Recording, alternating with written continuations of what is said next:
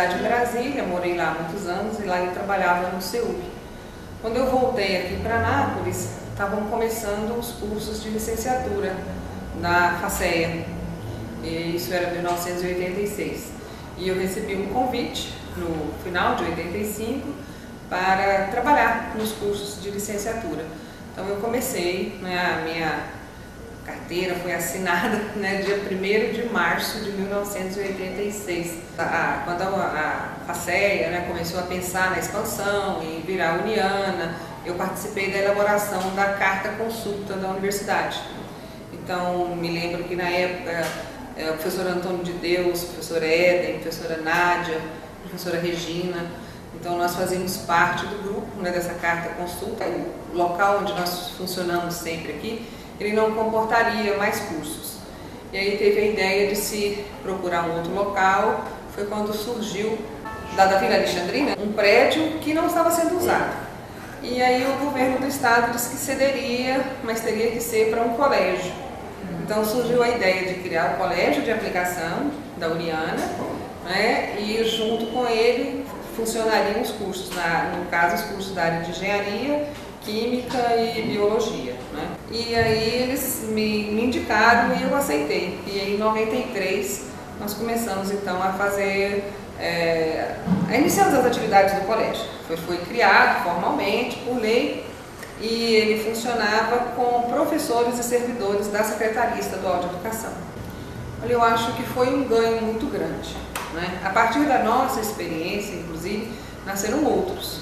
Nasceu o Colégio de Aplicação na Cora Coralina, em Goiás, nós tínhamos um em Iporá, em São Luís, e os alunos podiam lá desenvolver propostas diferenciadas. O bairro, na época, era um bairro violento, então quando a universidade chegou, aquilo ali se transformou. Os colégios de aplicação, os 4, eles estavam muito bem. Então nós tínhamos muitas propostas para ingressar na UEG, com todo esse bom astral de colégio de aplicação. E eu saí da direção, eu fiquei 7 anos na direção, fiquei de 93, quando foi feita a implantação, até 2000. Em 2000 eu saí e, de repente, o reitor da época decidiu que o colégio, que ele não tinha interesse nos colégios de aplicação e devolveu os colégios para o Estado, todos 4. Então, todos 4 foram fechados sem consulta à comunidade, mesmo porque a comunidade, tanto a comunidade acadêmica quanto a sociedade, de um modo geral, elas gostavam dos colégios. Sempre participei muito da vida da universidade. Eu me lembro de que uma época, um dos primeiros conselhos universitários da UEG foi em foi em São Miguel do Araguaia. Na época o professor Aladim era diretor da EZEFEL e ele chegou lá com um projeto prontinho, estruturado para colocar o curso de nutrição na EZEFEL.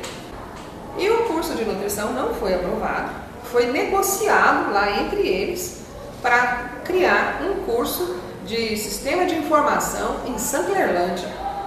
Sanclerlândia, que na época tinha, me parece que 7.000 habitantes, que não tinha espaço físico, nem telefone não tinha na unidade, tinha um orelhão na porta. A diretora que foi colocada lá, ela não morava em Sanclerlândia, ela morava em Anicuns. Por quê? Porque tinha sido uma promessa de campanha. Então, deixaram de criar um curso que tinha toda a estrutura para ser implementado, para criar um curso totalmente desarticulado, totalmente do nada, por questões políticas. Então as questões elas não eram discutidas pedagogicamente, academicamente, e nem em termos de planejamento estratégico. As decisões eram políticas. Então eu vi muitas coisas desse tipo acontecendo na UEG. Agora essa me marcou muito, essa eu realmente não esqueci. Então o uso político que foi feito da UEG foi muito grande, e ele foi muito ruim.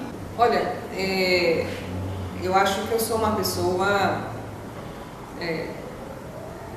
diferente em alguns aspectos, porque apesar de todos esses embates, de toda essa confrontação com a realidade, que eu já tive muitas vezes, eu nunca deixei de ter uma boa expectativa para a universidade.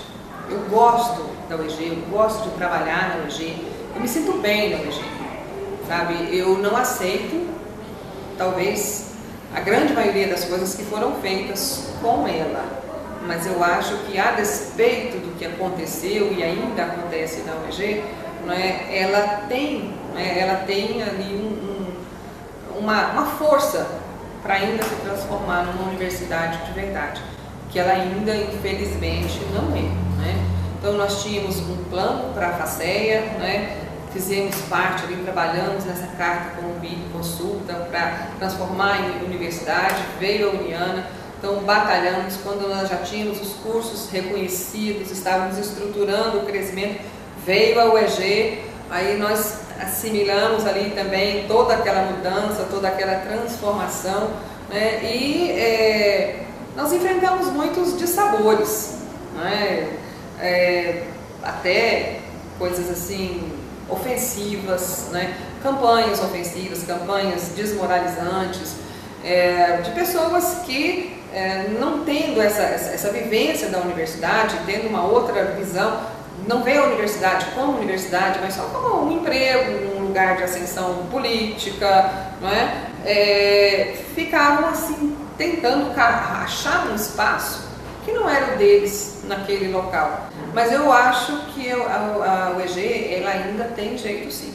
Nós temos muitos professores, seja antigos, seja novos, nós temos gente chegando que é muito boa, nós temos professores antigos que conseguiram segurar essa universidade. Bom, eu diria que para a gente conseguir essa universidade que nós queremos, sejamos persistentes. Eu acho que talvez a palavra-chave para quem trabalha na UEG é a persistência. Então eu diria para aqueles que estão chegando que é bom investir na UEG, sabe? Eu acho que vale a pena. Olha, eu acho que foi muito bom, Profissionalmente, para mim, foi muito bom, sabe? Hoje eu não me vejo a não ser como professora. Os amigos mais queridos que eu tenho, eu fiz dentro da universidade. Então, isso também é um ganho. Então, eu tenho pessoas que eu respeito, nas quais eu confio, e que a gente tem trabalhado junto dentro dessa universidade. E eu acho que profissionalmente ela me fez crescer muito. Então, porque eu acho o seguinte, quando você quer brigar, quando você quer reivindicar, você tem que estar preparado. Eu não posso querer um salário melhor se o meu trabalho não melhora também. Eu não posso querer mais espaço se eu não vou ocupar aquele espaço. Então, para poder brigar por uma universidade melhor, eu tenho que ser uma professora melhor a cada dia.